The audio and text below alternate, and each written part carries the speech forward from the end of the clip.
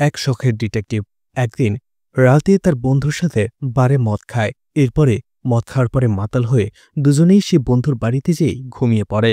কিন্তু সকালবেলা হঠাৎ করেই যখন দেখতে পায় তার বন্ধুর স্ত্রীকে কেউ নির্মমভাবে খুন করেছে, এটা দেখার পরে তারা হতবাক হয়ে যায়। খুনটা তাহলে কে করল? পুলিশ অফিসার আর সেই শখের ডিটেকটিভ মিলে এই কেসটা তদন্ত করতে শুরু করে। আর এরপরেই বের হয়ে আসে একের পর এক ভয়ঙ্কর রহস্য, যেটা আপনার কল্পনার বাইরে। তো পুরো ভিডিও দেখার অনুরোধ রইল। আজ এক্সপ্লেন করতে যাচ্ছি Korean movie the accidental detective 1। তো hi guys, welcome to my channel ফিল্মের গল্প। এমন নতুন আর অসাধারণ সব মুভি আর ওয়েব সিরিজের এক্সপ্লেনেশন বাংলায় দেখতে চাইলে চ্যানেলটিকে সাবস্ক্রাইব করে রাখতে পারেন। ডনি, যাকে শখের ডিটেকটিভ বলা যেতে পারে, কারণ সে দিনরাত ট্রু ক্রাইম স্টোরিগুলো পড়তে থাকে। পড়া তো দূরের কথা, রীতিমতো সেগুলোকে নিয়ে রিসার্চ করে। ছোটবেলা থেকেই ডনির ইচ্ছে ছিল সে পুলিশ অফিসার হবে। এরপরে যখন পুলিশ ট্রেনিংয়ে সে ভর্তি হয় তখন তার বাপায়ের ডিফেক্ট ছিল, আর এই জন্য শুধুমাত্র সে পুলিশে জয়েন হতে পারেনি। সে খুবই মেধাবী ছিল, কিন্তু তারপরও শুধুমাত্র ভাগ্যের কাছে সে হেরে যায়। কিন্তু স্বপ্ন ভেঙে যাওয়ার পরেও সে তার অভ্যাসটা পাল্টাতে পারেনি। এখনও দিনরাত ট্রু ক্রাইম স্টোরিগুলো সে রিসার্চ করতে থাকে, বিশেষ করে যেগুলো আনসলভড। পুলিশ ট্রেনিং থেকে বাদ হবার পরে ডনি তার জীবিকার জন্য একটি বুকশপ চালায়, কিন্তু তারপরও ডনির জীবনটা এতটাও আনন্দময় নয়। তার মিশার সাথে বিয়ে হয়েছে, আর তার পিকু এবং টিমি নামের একটি ছেলে আর ছোট্ট একটি মেয়েও রয়েছে। আর তাদের দেখাশোনা ডনিরই করতে হয়, কারণ মিশা চাকরি করত, আর সংসার আর ঘর চালানোর জন্য তো কাউকে না কাউকে চাকরি করতেই হতো। সেই দায়িত্বটা মিশা নিয়েছে, আর বাচ্চাদের দেখাশোনা করার দায়িত্বটা ডনি পেয়েছে, যার ফলে ডনি হাউস হাজব্যান্ড হিসেবেই থেকে গেছে। কিন্তু ডনিকে প্রতিনিয়ত মিশা কথা শোনায় হাউস হাজব্যান্ড হওয়ার জন্য, আর সবসময় তার সাথে বাজে ব্যবহারও করতে থাকে। এদিকে ডনিকে দেখা যায় যখনই সে সময় সুযোগ পায় থানায় চলে আসে। পুলিশ স্টেশনে তার বন্ধু জংশু ছিল।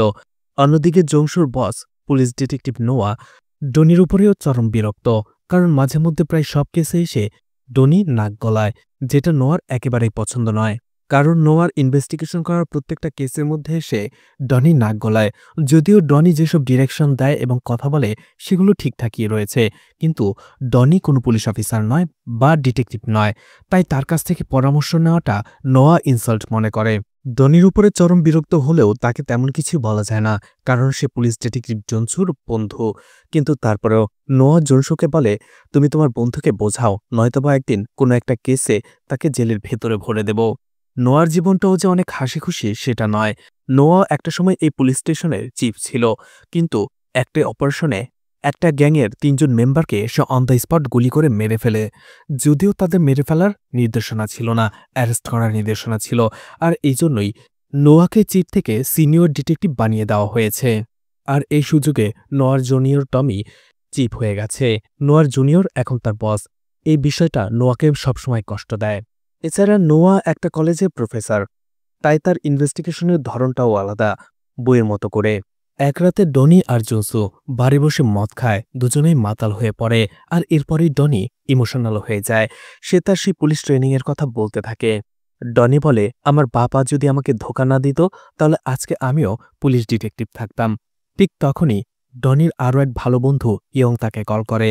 ইয়ং ডনিকে তার বুচার শপে যেতে বলে একসাথে বসে মদ খাওয়ার জন্য। ডনি, ইয়ং, জুনসু ছোটবেলার বন্ধু, কিন্তু এখন জংশু আর ইয়ংয়ের মধ্যে কোনো একটা বিষয় নিয়ে ঝামেলা চলছে, যার ফলে জংশু সেখানে যাওয়ার জন্য মানা করে দেয়। ডনি একাই চলে যায় ইয়ংয়ের সাথে দেখা করতে। ঠিক তখনই জংশু রোজা নামের একটি মেয়ের সাথে দেখা করে। এই রোজা হচ্ছে তারই বন্ধু ইয়ংয়ের স্ত্রী। সেখানে জংশু রোজাকে একটা এনক্লাব দেয়। জংশু রোজাকে বলে, তোমার এইসব বিষয়গুলো ইয়ংকে বলা উচিত। আসলে রোজা ইয়ংয়ের কাছ থেকে ডিভোর্স নিতে চাইছে। এদিকে জংশু আর রোজার মধ্যে কি সম্পর্ক সেটা একটু পরেই জানা যাবে। রোজা সেখান থেকে চলে আসে। পরদিন সকালবেলাতেই ডনির ছোট্ট একটা বাচ্চার কান্নার শব্দে ঘুম ভাঙে। সে ঘুম থেকে উঠে দেখতে পায় তারা দুজনেই ইয়ংয়ের বাড়িতে রয়েছে, অর্থাৎ গতকাল রাতে মদ খেয়ে ইয়ংয়ের বাড়িতে এসেই ঘুমিয়ে পড়েছে সে। ডনি দেখতে পায় ইয়ংয়ের ৬ মাসের বাচ্চা কাঁদছে। অন্যদিকে ইয়ং নিচে পড়ে মদের নেশায় এখনও ঘুমাচ্ছে। তখনই সেই বাচ্চাটাকে দেখার জন্য ডনি ইয়ংয়ের বেডরুমে চলে যায়, কিন্তু সেখানে দৃশ্য দেখার পরে তার চোখ বড় বড় হয়ে যায়, হতবাক হয়ে যায় সে, কারণ ইয়ংয়ের স্ত্রী রোজাকে কেউ নির্মমভাবে খুন করেছে। খবর পেয়ে পুলিশ ডিটেকটিভ জোনসও দৌড়ে সেখানে চলে আসে। সে ভাবতে থাকে এটা কি করে হলো, গতকাল রাতেই সে রোজার সাথে দেখা করেছে আর এখন এই অবস্থা। এদিকে পুলিশ ডিটেকটিভ নোয়াও সেখানে চলে আসে। নোয়া দেখতে পায় রোজার সাথে খুনির ধস্তাধস্তি হয়েছিল, যার ফলে রোজার ঘড়িটা ভেঙে গেছে, যেখানে ঘড়িটা 11:22 বন্ধ হয়ে রয়েছে।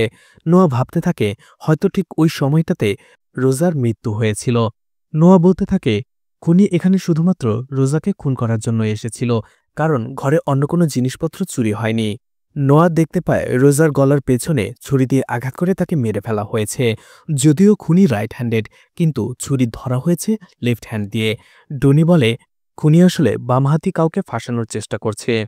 বাইরে আসার পরে নোয়া জোনসোকে বলে এমন 90% কেসে স্ত্রীকে মারার পেছনে স্বামীদেরই হাত থাকে, তাই আমরা আপাতত ইয়ংকেই সন্দেহ করছি। তাই জোনসু ইয়ংকে থানায় নিয়ে আসে ইন্টারোগেশন করার জন্য। কিন্তু ইয়ং বলে গতকাল রাতে সে ডনির সাথে ছিল। রাত 4টা বাজে তারা বার থেকে মদ খেয়ে বাসায় ফিরে ঘুমিয়ে পড়ে। মদের দোকানে সেই লোকটাও তাদের সাক্ষী দেয় যে গতকাল রাতে 10:30 পর থেকে রাত 4টা পর্যন্ত তারা এখানে বসেই মদ খেয়েছে, যার ফলে নোয়ার সেই মার্ডারের পেছনে যে হাজব্যান্ড রয়েছে এই থিওরিটা বাদ পড়ে যায়। তাই পুলিশ ইয়ংকে ছেড়ে দেয়।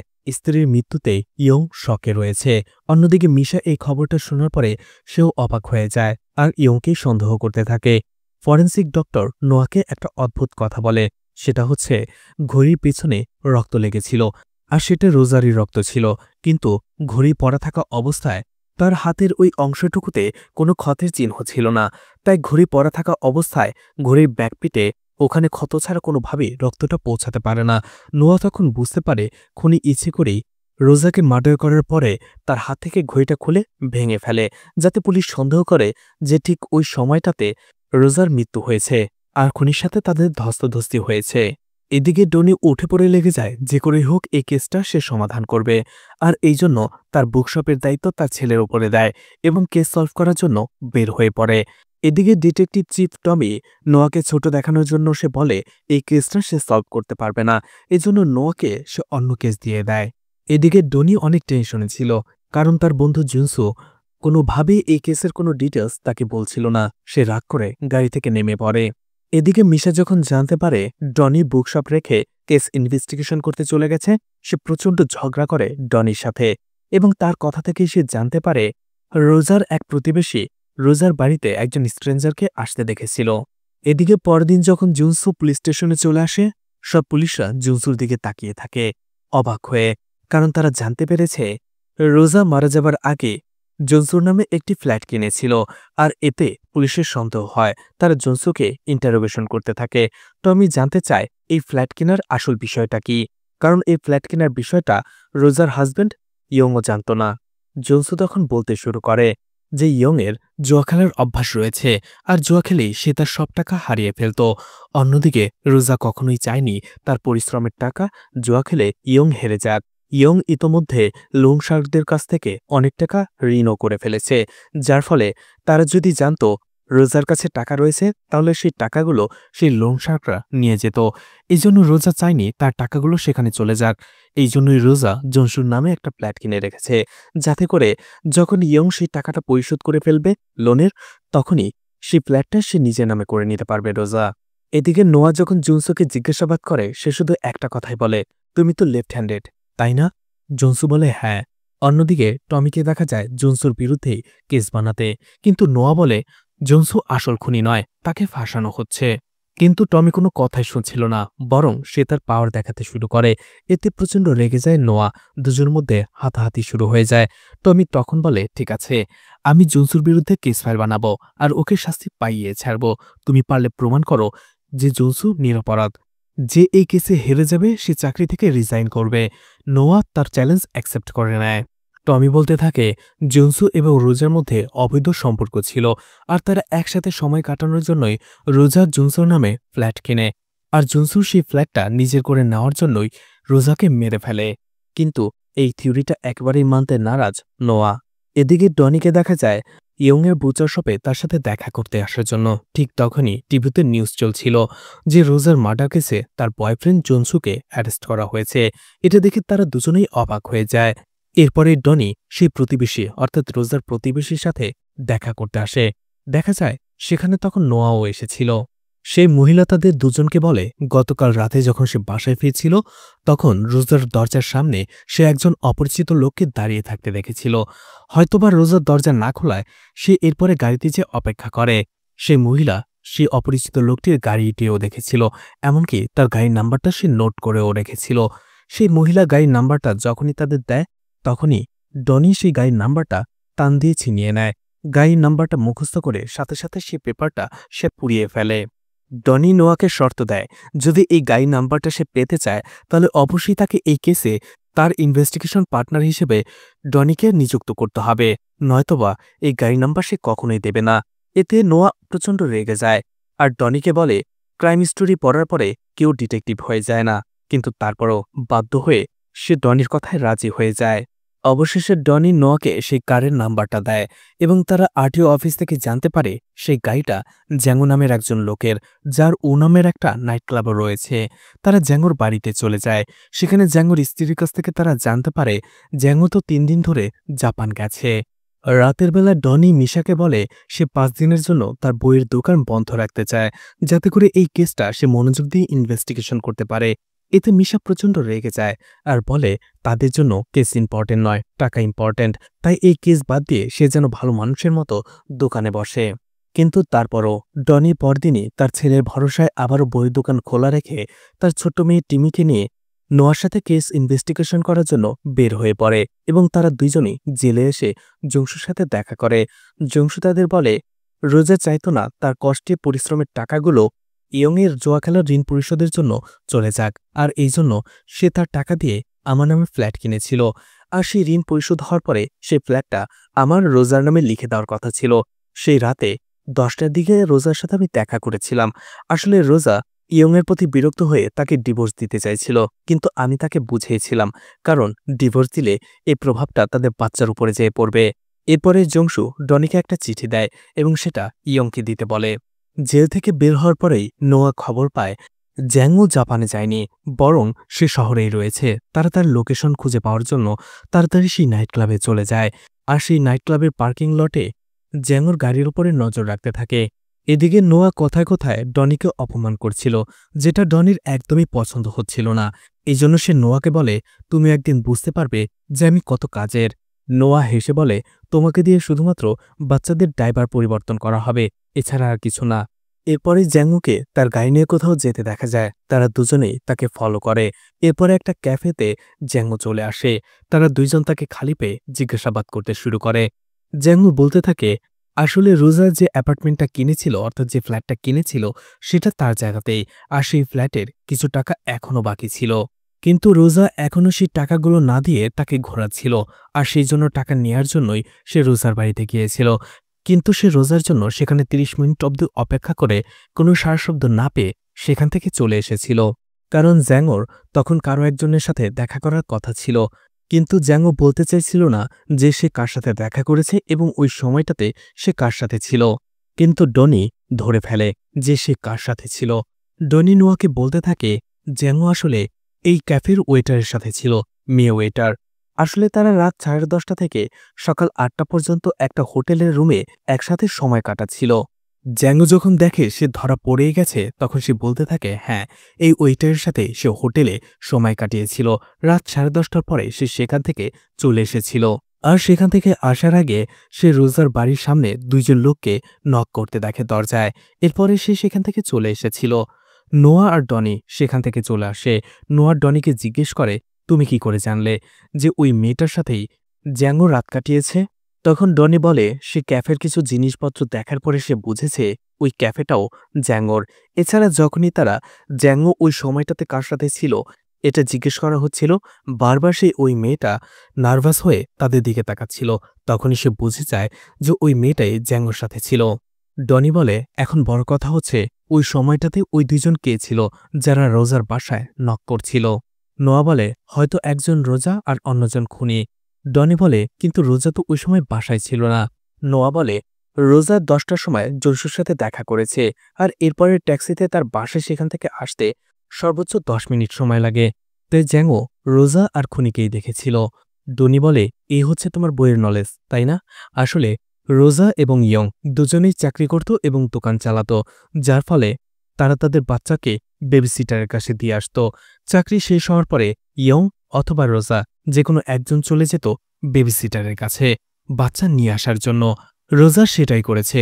জংশুর সাথে দেখা করে সে বেবিসিটারের কাছে চলে গিয়েছিল তার বাচ্চাকে নিয়ে আসার জন্য। আর তার বেবিসিটার শহরের অন্য প্রান্তে থাকে, তাই সেখানে আসার জন্য কমপক্ষে 1 ঘন্টা সময় লাগে তার। আর প্রত্যেকবারই যে স্ত্রীর মার্ডারের পেছনে হাজব্যান্ডের হাত থাকবে এমন কোনো কথা নেই। তোমার থিওরিটাই আসলে ভুল। এরপরে তারা দুজনেই চলে যায় সেই বেবিসিটারের কাছে এবং জানতে পারে হ্যাঁ, সেদিন রোজা তার বাচ্চাটাকে এখান থেকে নেওয়ার পরে 10:30 রওনা হয়েছিল। তার মানে ডনির সন্দেহটাই ঠিক। এখন প্রশ্ন হচ্ছে, তাহলে সেই 2 জন লোক কে ছিল? এদিকে সেই রাতে ডনি নোয়ার মতো একটা ওভারকোট কিনে, আর এটা দেখার পরে মিশা প্রচণ্ড রেগে যায়। এমনিতেই সংসার চালানোর মতো টাকা তাদের কাছে থাকে না, তার উপরে ডনি আবার নিজের শখের জন্য ওভারকোট কিনেছে টাকা দিয়ে। এটা দেখে সে প্রচণ্ড রেগে যায়। অন্যদিকে ডনি তাকে বোঝাতে থাকে। ঠিক তখনই মিশা বলে, তুমি যাকে আইডল মানো অর্থাৎ সেই নোয়া, সেও তার স্ত্রীকে দেখে ভয় পায়। এটা শুনে একটু অবাক হয়ে যায় ডনি। আসলে মিশা নোয়ার ছেলেমেয়েকে তার বাসায় পড়াতে যায়, আর এই জন্য নোয়া এবং তার স্ত্রীর মধ্যে যা যা হয় সেটা মিশা দেখতে পারে এবং তার কাছে কোনো কিছুই অজানা নয়। সে জানে যে নোয়ার স্ত্রী তাকে দিয়ে সব কাজ করায়, আর এতে করে মাঝে মাঝে মিশার নোয়ার উপরে একটু মায়াও হয়। ডনি পরদিন সেই ওভারকোট পরে নোয়ার সাথে দেখা করতে আসে এবং নোয়াকে জিজ্ঞেস করে খুনি রোজার ঘড়িটা ভেঙে কি বোঝাতে চাইছিল, কেন ভেঙেছিল, আর সে ভাঙা ঘড়ির ভেতরে 11:22 সময় দেখিয়ে বা সে কি বোঝাতে চাইছিল আমাদের। নোয়া বলে এ বিষয়টা সেও বুঝতে পারছে না। সে ডনিকে বলে, আগে তুমি খুনের মোটিভটা বের করো, খুনি এমনিতেই সামনে চলে আসবে। এছাড়াও নোয়া ডনিকে নিয়ে মজা করতে থাকে, বলে কেউ ওভারকোট পরলেই সে শার্লক হোমস হয়ে যায় না। এর উত্তরে ডনিও নোয়াকে হ্যান্ড গ্লাভস উপহার দেয় আর বলে, এগুলো রাখো, বাসন মাজার কাজে কাজে দেবে। নোয়া বুঝতে পেরে যায় তার ঘরের ভেতরের কথা ডনি জানতে পেরে গেছে, আর এই জন্য সেও একটু লজ্জা পায়। এদিকে আজকে সকালে ডনি মিশার কাছ থেকে বলে বের হয়েছিল যে সে বই ডেলিভারি করতে যাচ্ছে, কিন্তু বুকশপে আসার পরে ডেলিভারি স্কুটি সেখানে দেখতে পায়। তখন মিশা বুঝতে পেরে যায় ডনি তাকে মিথ্যা বলেছে। এজন্য মিশা ডনিকে ফোন করে বকাঝকা করতে থাকে। আর তখনই ডনি এবং নোয়া বুঝতে পেরে যায় তারা দুজনে বাইরে যাই হোক না কেন, বাসার ভেতরে তারা দুজনেই তাদের স্ত্রীর হাতের গোলাম, আর দুজনের এই কষ্ট দুজনকে বন্ধু বানিয়ে ফেলে। তখনই তারা জানতে পারে আরেক সিনিয়র ডিটেকটিভ মিকির স্ত্রীকে কেউ খুন করে ফেলেছে। তারা ক্রাইম সিনে চলে আসে এবং তখনই জানতে পারে মিনার পট্রি স্টুডিওর ভেতরেই তাকে জ্বালিয়ে মেরে ফেলা হয়েছে। ডনি আর নোয়া দেখতে পায় খুনি মিনার মোবাইলটি মিনার লাশের একটা ছবি তুলেছিল, আর সেখানেও একটা টাইম দেখাচ্ছিল। টাইমটা ছিল রাত 1:05। পুলিশরা সন্দেহ করছে এটা এমন কোনো ক্রিমিনালের কাজ যাকে আগে মিকি অ্যারেস্ট করেছিল। সেই খুনি মিনাকে প্রথমে গ্যারেজে খুন করে, এরপরেই তার লাশটা পট্রি স্টুডিওতে নিয়ে আসে এবং সেখানে জ্বালিয়ে দেয়। সেখান থেকে আসার সময় নোয়া ডনিকে বলতে থাকে মিনা এবং রোজা 2টা কেসে একসাথে যুক্ত রয়েছে, আর এখানে খুনি একজন নয় বরং 2 জন। একজন প্রথমে মিনাকে গ্যারেজে খুন করেছে, এরপরে অন্যজন তাকে স্টুডিওতে নিয়ে এসে জ্বালিয়ে দিয়েছে। আর কাকতালীয়ভাবে একটা সময় মিকি আর ইয়ং একই বিল্ডিংয়ে থাকত, অর্থাৎ তারা একে অপরকে খুব ভালো করে চেনে। ডনি রাতের বেলা যখন বাসায় ফিরে সে দেখতে পায় মিশা অনেক রেগে রয়েছে। মিশা তাকে বলতে থাকে, তোমার যদি পুলিশ পুলিশ খেলতে হয় তাহলে খেলো, আমাকে ডিভোর্স দিয়ে দাও। তোমার বাচ্চা এবং ওয়াইফের প্রতি কোনো দায়িত্বই নেই, কেয়ারই নেই। তুমি শুধু তোমার বন্ধুদের নিয়েই রয়েছ, তুমি থাকো। পরদিন সকালবেলাতেই মিশা বাচ্চা কাচ্চা নিয়ে চলে আসে। ডনি তাকে মানানোর চেষ্টা করে, কিন্তু মিশা সেখানে থাকে না। অন্যদিকে পিকু মিশাকে বলে, বাবা এতটাও খারাপ নয়। মিশা তখন রেগে বলে, তোমার বাবা সবসময় তোমাকে বোকা বানায়। মিশা সেখান থেকে পিকুকে নিয়ে চলে আসে। এদিকে ডনি আর নোয়া দুজনেই মিনা আর রোজার ফটো দেখে ইনফরমেশন কালেক্ট করার চেষ্টা করে, কিন্তু সেখানে তেমন কোনো গুরুত্বপূর্ণ তথ্যই খুঁজে পায় না। এতে হতাশ হয়। ডনি নোয়াকে বলে 10 মাস আগে সে একটা কেস পড়েছিল, র্যাশেলের কেস, আর র্যাশেলের কেসটাও একই রকম ছিল, আর সেটাও অমীমাংসিত ছিল। র্যাশেলকে প্রথমে পানিতে ডুবিয়ে অর্থাৎ নদীতে মারা হয়েছে, তারপরে কেন জানি খুনি সেই লাশটাকে নদীর পাড়ে রাস্তার ধারে এনে ফেলে রেখেছিল। এদিকে রোজার কেসটাতে খুনি সেই ঘড়িটাকে ইচ্ছে করে ভেঙে খুনের সময়টাকে আমাদের দেখাতে যায়, কিন্তু কেন? অন্যদিকে মিনার কেসটাতে তাকে মারার পরে সেই লাশের একটা ফটো তুলে সেটারও সময় আমাদের দেখাতে চায়। আর র্যাশেলের ডেড বডিটাও পানিতে ফেলে না দিয়ে রাস্তার কিনারে নিয়ে আসে, যাতে করে লাশটা পচে না যায় এবং পুলিশ মৃত্যুর সময়টা খুব তাড়াতাড়ি বের করতে পারে। র্যাশেলের কেসটা যে ডিটেকটিভ ইনভেস্টিগেশন করেছিল, ডনি তার সাথে যেয়ে কথা বলে। সেই ডিটেকটিভ বলে র্যাশেলের কেসটা আত্মহত্যা বলে ক্লোজ করে দেওয়া হয়েছে। র্যাশেলের লাশটা যেদিন পাওয়া যায় ঠিক একই দিনে সি বিচের পাশে ময়লার মধ্যে আরও একটা মেয়ের লাশ পাওয়া যায়। আর র্যাশেলের হ্যান্ডব্যাগের চেন গলায় পেঁচিয়েই সেই মেয়েটিকে হত্যা করা হয়েছিল। এই র্যাশেল আসলে হিউম্যান ট্রাফিকিংয়ের সাথে যুক্ত ছিল। তাই সবাই ধারণা করে যে র্যাশেল সেই মেয়েটিকে অপহরণ এবং কিডন্যাপ করার চেষ্টা করে, আর এতে করে র্যাশেলের হাতে সেই মেয়েটির মৃত্যু হয়। আর এতে র্যাশেলের ভেতরে অপরাধবোধ জাগে, যার জন্য সে সুইসাইড করে। কিন্তু ডনি আর নোয়া প্রশ্ন করে, র্যাশেল যদি সুইসাইডই করবে তাহলে সুইসাইডের পরে তার লাশটা রাস্তার পাশে এনে কে রেখেছিল? তখনই তারা জানতে পারে ওই সময়টাতে লি নামের এক গুন্ডাকে সন্দেহভাজন হিসেবে অ্যারেস্ট করা হয়েছিল। লিয়ের ছবি দেখার পরেই নোয়ার মনে পড়ে এই লিকে অন্য একটি মেয়েকে টর্চার এবং অ্যাটেম্প টু মার্ডারের জন্য 10 বছরের সাজা দেওয়া হয়েছিল। যদিও 7 বছর পরে তাকে ছেড়ে দেওয়া হয়। আর বের হওয়ার পরে লি আবারও সেই মেয়েটিকে হুমকি দিয়েছিল, আর এই কেসটা ডিটেকটিভ মিকি হ্যান্ডেল করছিল। এসব কথা শুনে ডনি বলতে থাকে, লিয়ে আমার কাছে সেই দুইজনের একজন খুনি মনে হচ্ছে। যখন তারা পুলিশ স্টেশনে আসে, জানতে পারে যে মিনার খুনিকে পুলিশ অ্যারেস্ট করেছে। আসলে ক্রাইম স্পটে একজনের ফিঙ্গারপ্রিন্ট পাওয়া গেছে, পুলিশ তাকেই অ্যারেস্ট করে নিয়ে এসেছে। সেই লোকটা পুলিশদের বলেছিল মিনার সাথে তার একটা সম্পর্ক রয়েছে, মাঝে মধ্যে সে মিনার পোট্রি স্টুডিওতে যেত, আর এই জন্যই তার ফিঙ্গারপ্রিন্ট সেই স্টুডিওতে পাওয়া গেছে। সেই লোকটা মিকির ব্যাপারে আরও একটা ইনফরমেশন দেয় পুলিশকে। মিনার কাছ থেকে সে জানতে পেরেছিল মিকির পতিতা মেয়েদের কাছে যাওয়ার স্বভাব ছিল, আর এটার জন্য মিনা বিরক্ত হয়ে মিকিকে ডিভোর্স দিতে চাইছিল। এই কথাটা শুনে মিকি প্রচণ্ড রেগে যায়, আর সেই লোকটাকে পুলিশ স্টেশনে মারধর করতে শুরু করে। সবাই তাকে ফেরায়। এদিকে টমি নোয়াকে বলছিল, তোমার মনে আছে তো, জোনসুকে বাঁচানোর জন্য তোমাকে 2 সপ্তাহ সময় দেওয়া হয়েছিল, তোমার হাতে আর মাত্র 5 দিন সময় রয়েছে। এরপরেই নোয়া মিকির সাথে দেখা করে, আলাদাভাবে কথা বলে আর লিয়ের ঠিকানা জানতে চায়। অন্যদিকে আসলে মিশা বাসায় ফিরে এসেছিল। ডনি মিশার সেবা যত্ন করছিল, কিন্তু এখনও ডনি মিশার রাগ ভাঙাতে পারেনি। মিশা তার কাছ থেকে কথা আদায় করে নেয় যে ডনি এই কেসটার পেছনে আর ছুটবে না। ডনিও তাকে কথা দেয়, কিন্তু পরদিন ডনি বের হয় এই বলে যে সরকারের একটি আর্মি ট্রেনিংয়ে সে ভর্তি হয়েছে, সেখানেই যাচ্ছে। আর এই জন্য আর্মির পোশাক পরে সে বাসা থেকে বের হয়। অন্যদিকে নোয়া যখন এই বিষয়টা জানতে চায়, ডনি তাকে সবকিছু খুলে বলে। এরপরে তারা দুইজন চলে আসে লিয়ের ঠিকানায়, যেটা মিকি তাদের দিয়েছিল। তারা দেখতে পায় সেটা একটা অ্যাকোয়ারিয়ামের দোকান ছিল, কিন্তু সেখানে কেউ ছিল না। খোঁজাখুঁজি করতে যেয়ে তারা বেসমেন্টে চলে আসে, আর বেসমেন্টে আসার পরেই সেখানে মানুষের মতো কিছু একটা তারা ঝুলে থাকতে দেখে। ফ্লোর পুরোটা জুড়ে পানি ছিল, আর এই জন্য নোয়া ধীরে ধীরে সেই পানির ভেতর দিয়ে যেতে দেখতে পায় সেখানে একটা পুতুল ঝোলানো ছিল।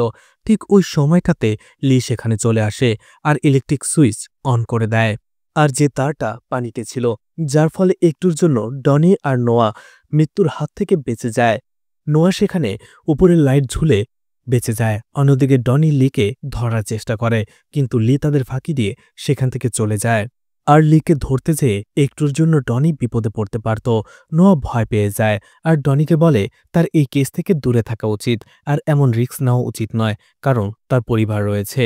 ডনি তখন নোয়াকে বলে, যখন সে মিলিটারি সার্ভিসে ছিল তখন তার অসুস্থ মায়ের খেয়াল রেখেছিল জনসু।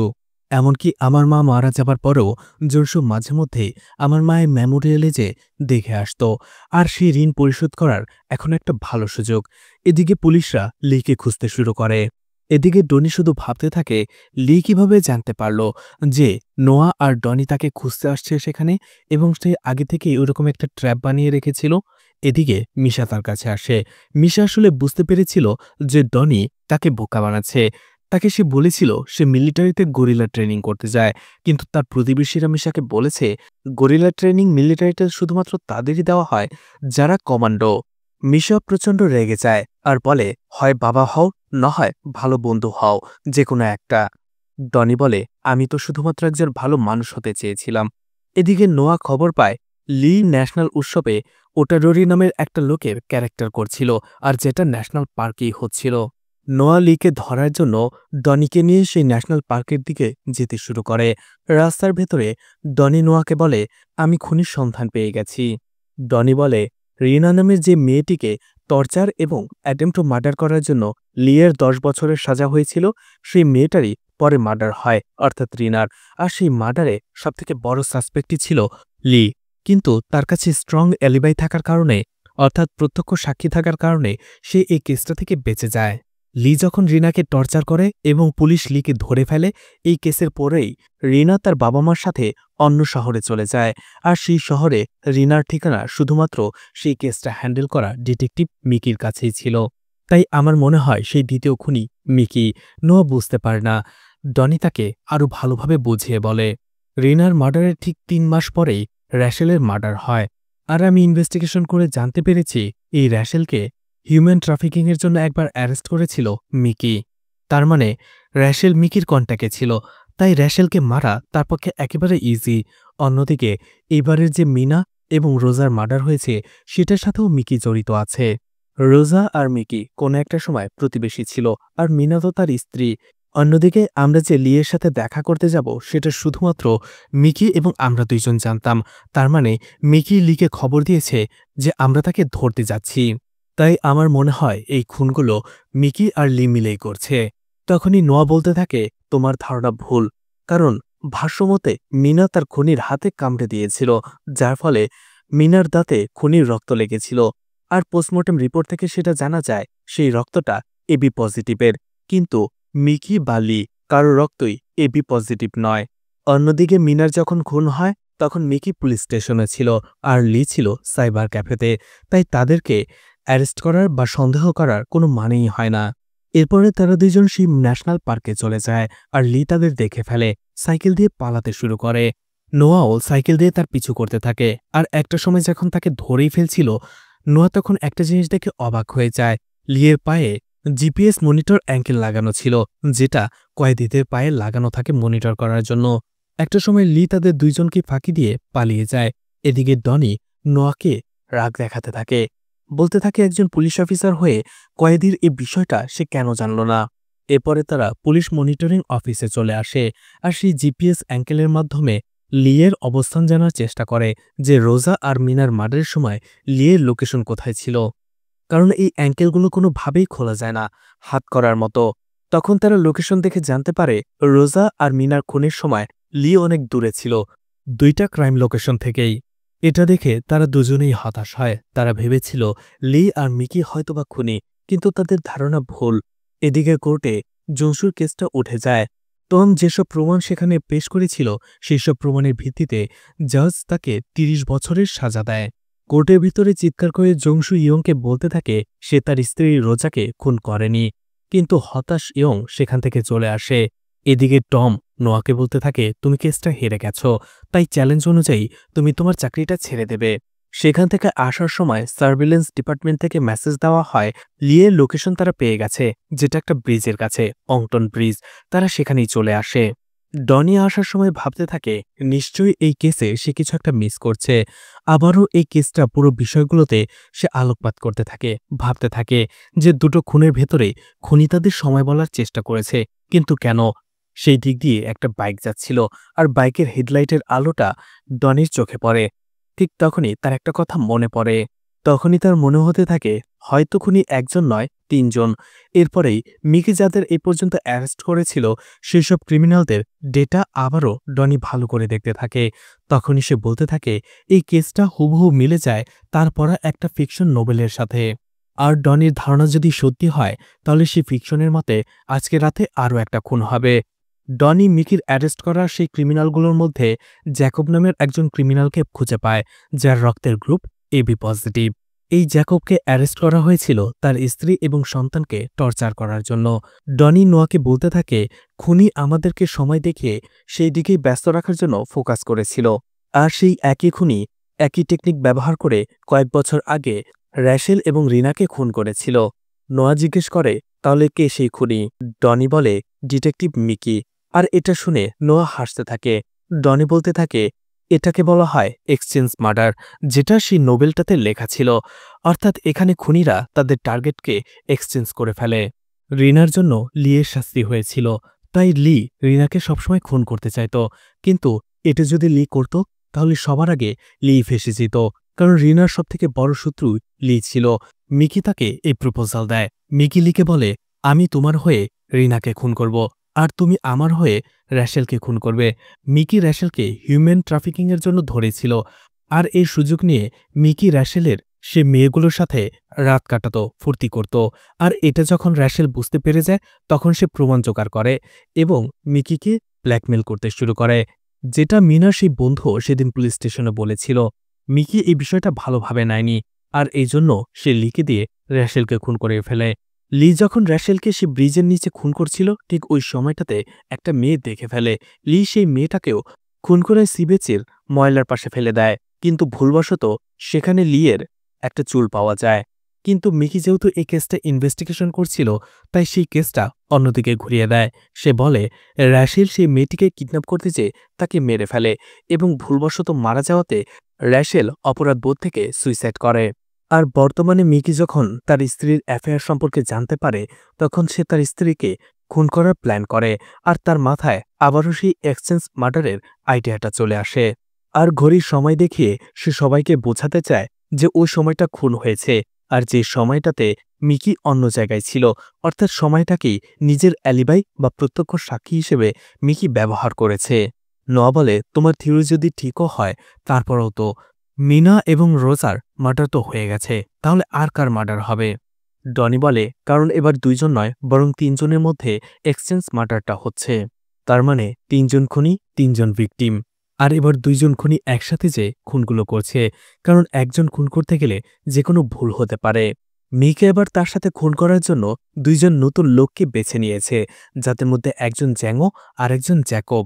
রোজা জ্যাঙ্গো এবং সেই ক্যাফের মেয়েটির সাথে তার অ্যাফেয়ারের কথাটা জেনে ফেলে, তাই জ্যাঙ্গো ভয় পায় হয়তোবা রোজা তার ধনী স্ত্রীকে এই অ্যাফেয়ারের কথাটা বলে দেবে, তাই সে রোজাকে মারতে চায়। অন্যদিকে জ্যাকব, যাকে তার স্ত্রী এবং সৎ ছেলেকে পেটানোর অভিযোগে অ্যারেস্ট করা হয়েছিল, আর 2 দিন আগেও তাকে আবারও লকআপে ভরা হয়। কিন্তু জ্যাকব এখনও সন্দেহ করছে হয়তোবা তার স্ত্রী তার আগের হাজব্যান্ডের সাথে সম্পর্কে জড়িয়েছে। নোয়া এই থিওরিটা বিশ্বাস করে না। তখনই ডনি বলতে থাকে, মিনাকে মারার সময় জ্যাকব ইচ্ছে করেই তার রক্তটা মিনার দাঁতে রেখেছিল, যাতে করে মিকিকে কেউ সন্দেহ না করে, কারণ জ্যাকবের থেকে মিকির ব্লাড গ্রুপ আলাদা ছিল। আজকে জ্যাকব লকআপে, কালকে সে ছাড়া পেয়ে যাবে। তার মানে জ্যাকবের এক্সচেঞ্জ মার্ডারটা, অর্থাৎ জাঙ্গো এবং মিকিকে আজকেই জ্যাকবের স্ত্রীকে মারতে হবে, যাতে জ্যাকব লকআপে থাকাকালীন তার স্ত্রী মারা গেলে কেউ জ্যাকবের দিকে সন্দেহের আঙুল তুলতে না পারে। আমাদের সেই মেয়েটিকে বাঁচানো দরকার। কিন্তু নোয়া এই থিওরিতে বিশ্বাস করে না। ডনি বলে, জোনসোকে বাঁচানোর এই একটা মাত্র পথই খোলা রয়েছে। নোয়া তখন ডনিকে প্রশ্ন করে, তোমার থিওরি অনুযায়ী রোজাকে জ্যাকব এবং মিকি মেরেছে, আর মিনাকে মেরেছে জ্যাঙ্গো আর জ্যাকব। এখন আমার কয়েকটা প্রশ্নের উত্তর তোমাকে দিতে হবে। না দিতে পারলে তুমি এই গাড়ি থেকে এখনই নেমে যাবে। যদি জ্যাঙ্গোই রোজাকে মারবে, তাহলে রোজাকে মারার সময় জ্যাঙ্গো রোজার ফ্ল্যাটের আশেপাশে কি করছিল? তাকে তো তখন অন্য জায়গায় প্রমাণসহ থাকার কথা ছিল। কিন্তু ডনি এই প্রশ্নের কোনো উত্তর দিতে পারে না। এতে করে রেগে যায় নোয়া, আর ডনিকে গাড়ি থেকে নামিয়ে দেয়। এদিকে সেই 2 খুনি সুজানের ফার্স্ট হাজব্যান্ডকে মেরে সুজানের হাজব্যান্ডের মোবাইল থেকেই সুজানকে মেসেজ করে, আর সেখানে যেতে বলে। এদিকে ডনি দৌড়ে সুজানের বাড়িতে আসে এবং সে জানতে পারে সুজান অফিসে। ডনি দৌড়ে সুজানের অফিসে চলে আসে। তখনই ডনি দেখতে পায় সুজান ক্যাব করে কোথাও যাচ্ছে। সেও একটা ক্যাব বুক করে এবং সাথে সাথে তাকে ফলো করতে শুরু করে। এদিকে লিকে ফলো করতে করতে নোয়া সে জায়গায় চলে আসে। তখনই লি নোয়াকে গাড়ি চাপা দিয়ে মারার চেষ্টা করে। নোয়া লিকে লক্ষ্য করে গুলি ছোড়ে। এর ফলে লি গাড়ি নিয়ে পানিতে পড়ে যায়, কিন্তু নোয়া লিকে পানি থেকে বাঁচায় এবং সেই লোকের নাম জানতে চায় যে লিকে কন্ট্রোল করছে। এদিকে ডনি সে স্পোর্টস স্টোরে চলে আসে, যেখানে সুজানের এক্স হাজব্যান্ড কাজ করত। সেখানে ডনি সুজানকে খুঁজতে শুরু করে। এদিকে সুজান খুনিদের হাত থেকে বাঁচার জন্য উপর থেকে জাম্প করে। সে অনেকটা আহত হয়ে গিয়েছিল। ঠিক তখনই সুজানকে মারার জন্য সেই 2 জন খুনি সেখানে চলে আসে। সেখানে একজন খুনি মিকি ছিল, যেটা ডনি ধারণা করেছিল। কিন্তু অন্য খুনির চেহারা দেখে ডনি হতবাক হয়ে যায়, কারণ সেই খুনি আর কেউ নয়, ডনির সবথেকে ভালো বন্ধু ইয়ং ছিল। ডনি বুঝতে পারে সেই রাতে ইয়ং ডনিকে অ্যালিবাই বানিয়ে, অর্থাৎ প্রত্যক্ষ সাক্ষী বানিয়ে, জ্যাকব আর মিকিকে দিয়ে তার স্ত্রী রোজাকে খুন করায়। কারণ ইয়ং সন্দেহ করত তার স্ত্রী রোজার সাথে জংশুর একটা অ্যাফেয়ার চলছিল। আর নোয়ার থিওরিটাও ঠিক ছিল, খুনির ডান হাতি, কিন্তু সে বাম হাত দিয়ে খুন করেছে, যাতে বামহাতি কাউকে ফাঁসানো যায়, আর সেটা ছিল জংসু। এছাড়া নোয়ার আরও একটা থিওরি সত্যি ছিল, যে স্ত্রীর খুনের পেছনে ৯০% সময় স্বামীদেরই হাত থাকে। ডনি ইয়ংকে রেগে গিয়ে বলে, তুমি এটা কি করলে? সেই স্ত্রী এবং বন্ধুকেই খুন করলে, যে বন্ধু সবসময় তোমার ভালো চায়, তাকে তুমি ৩০ বছরের জন্য জেলে পাঠিয়ে দিলে, যে সবসময় তোমার ভালো চাইতো, যে তোমার বিপদে পাশে থাকতো। এসব কথা শুনে ইয়ং ইমোশনাল হয়ে যায়, কিন্তু তখনই মিকি ইয়ংয়ের হাতে কোড়ালটা দিয়ে বলে, অনেক দেরি হয়ে গেছে, এখন ইমোশনাল হলে জেলে বসে পচতে হবে। সে ইয়ংকে পাঠিয়ে দেয় সুজানকে খুন করার জন্য। আর মিকি ছিল এইসব কিছুর মাস্টার প্ল্যান। সে যখন বুঝতে পারে যে তার স্ত্রী অ্যাফেয়ারে রয়েছে, তখন সে ইয়ং আর জ্যাকবের মাথার ভেতরেও ঢুকিয়ে দেয় যে তাদের স্ত্রী অ্যাফেয়ারে রয়েছে, তাদেরকে খুন করে ফেলা উচিত। মিকি তাদের দুইজনকে বলে যে তারা তিনজনই তাদের স্ত্রীর অ্যাফেয়ার নিয়ে হতাশ হয়েছে, প্রতারিত হয়েছে, আর এই জন্য তাদের তিনজনের মধ্যে এক্সচেঞ্জ মার্ডারের প্ল্যানটা করে। এদিকে ইয়ং যখন সুজানকে খুন করতে যাবে, ডনি তাকে বাধা দেয় এবং ডনিকে যে লেটারটা দিয়েছিল ইয়ংকে দেওয়ার জন্য, সে চিঠিটা সে তাকে দেয়, যেখানে জংসু লিখেছিল রোজার যদিও সেই ফ্ল্যাটটা জংসুর নামে কিনেছিল, কিন্তু সেটা ইতোমধ্যেই সে ইয়ংয়ের নামে করে দিয়েছিল। জংসু তো শুধুমাত্র রোজাকে বোঝাচ্ছিল, যাতে ইয়ং আর রোজার ডিভোর্সটা কোনোভাবে বাঁচানো যায়। মিকে যখন বুঝতে পারে যে ইয়ং আর খুন করবে না, তখন মিকি নিজেই ডনিকে মারতে শুরু করে। যখনই ইয়ং তাকে বাধা দেওয়ার চেষ্টা করে, মিকি ইয়ংকে গুলি করে। এরপরে মিকি ডনিকে বলে তাকে মারার পরে সে নতুন একটা কেস তৈরি করবে, যে দুইজন লোক একটা মেয়েকে টর্চার করছিল অ্যাটেম্প টু মার্ডারের উদ্দেশ্যে। সেখানে গোলাগুলি হওয়াতে তিনজনই মারা যায়। যখনই মিকি ডনিকে গুলি করতে যাবে, দূরে থেকে নোয়া তাকে গুলি করে মেরে ফেলে। আসলে লি বলে দিয়েছিল যে এই সব কিছুর পেছনে মাস্টারমাইন্ড মিকি, এজন্য নোয়া ঠিক সময় সেখানে চলে আসে আর সেই তিনজনকে সেখানে বাঁচিয়ে নেয়। নোবেল থেকে উৎসাহিত হয়ে এমন খুনের প্ল্যান পুরো মিডিয়াকে নাড়িয়ে দেয়। মিডিয়া ফলো করে এই নিউজটা প্রচার করতে শুরু করে। এদিকে ভুল কেস দায়ের করার জন্য টমিকে চাকরিচ্যুত করা হয়, অন্যদিকে নোয়াকে আবারও ডিটেকটিভ চিফ বানিয়ে দেওয়া হয়। এছাড়া জংশুকে মুক্তি দিয়ে দেওয়া হয়। এদিকে জ্যাকবের ৩০ বছরের সাজা হয়, অন্যদিকে সেই গুলিতে ইয়াং মারা গিয়েছিল, আর অন্যদিকে নোয়া মেরে ফেলেছিল মিকিকে। আর ডনি হসপিটালে অ্যাডমিট ছিল। নোয়া সেখানে এসে তাকে বলতে থাকে, এইসব খুনগুলোর পেছনে হাজব্যান্ড খুনি, কিন্তু আমাদের ঘরে আমাদের স্ত্রীরাই খুনি, এটা বলে হাসতে শুরু করে। তখনই টিভিতে নিউজ দেখানো হয় যে ডনিকে বেস্ট সিটিজেন ব্রেভারি অ্যাওয়ার্ড দেওয়া হয়েছে, যেটা মিশার জন্য অনেক গর্বের কারণ হয়ে দাঁড়ায়। তখনই মিশা বুঝতে পারে যে তার হাজব্যান্ডকে সে কতটা ভুল ভেবেছে। আর মুভির শেষে দেখা যায় নোয়া তার পুলিশের চাকরি ছেড়ে দিয়ে ডনির সাথে একটা প্রাইভেট ডিটেকটিভ এজেন্সি খুলে বসে। আর এখানেই মুভিটি শেষ হয়ে যায়। এই মুভির দ্বিতীয় পর্ব রয়েছে, সেখানে নোয়া আর ডনি হয়তোবা আরও ভয়ঙ্কর এবং আরও রহস্যময় কোনো কেস সমাধান করে। যদি আপনারা সেই মুভিটি দেখতে চান, তাহলে অবশ্যই কমেন্ট করে জানাতে পারেন, আমি সেটা এক্সপ্লেন করার চেষ্টা করব। তো ভিডিওটি আপনাদের কেমন লেগেছে কমেন্ট করে জানাতে পারেন। আর মুভিটা ভালো লাগলে লাইক কমেন্ট শেয়ার করে পাশে থাকতে পারেন। তো আজকের মতো বিদায় নিচ্ছি, আবারও দেখা হবে নতুন কোনো মুভি বা ওয়েব সিরিজ নিয়ে। ততক্ষণ পর্যন্ত ভালো আর সুস্থ থাকবেন সবাই। আজকের মতো বিদায় নিচ্ছি, আল্লাহ হাফেজ।